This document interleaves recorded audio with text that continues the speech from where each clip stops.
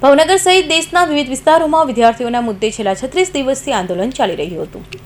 ત્યારે આજે કેન્દ્રીય શિક્ષણ મંત્રી ધર્મેન્દ્ર પ્રધાને રાજીનામું આપ્યું, જેને લઈ કોંગ્રેસ દ્વારા ભાવનગરમાં વિજય ઉત્સવ ઉજવવા માટે અને કાર્યકરો ઉપસ્થિત રહ્યા હતા અને આતશબાજીનો કાર્યક્રમ યોજવામાં આવ્યો હતો, પરંતુ કાર્યક્રમ માટે મંજૂરી નહીં લીધી હોવાનું કારણ દર્શાવી અટકાયત કરવાનો પ્રયાસ કર્યો હતો।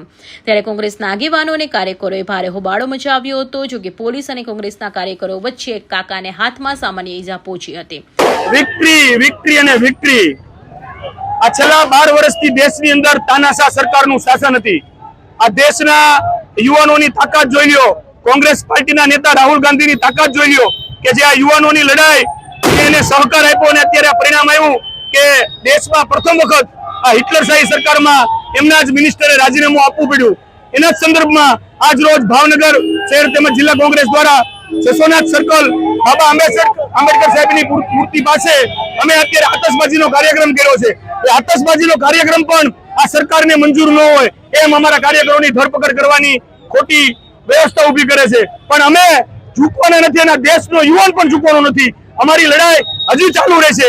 અમારી લડાઈ હવે જ્યાં સુધી વડાપ્રધાન તરીકે નરેન્દ્ર મોદી રાજીનામું નહીં આપે ત્યાં સુધી અમારે લડાઈ લડવાની છે।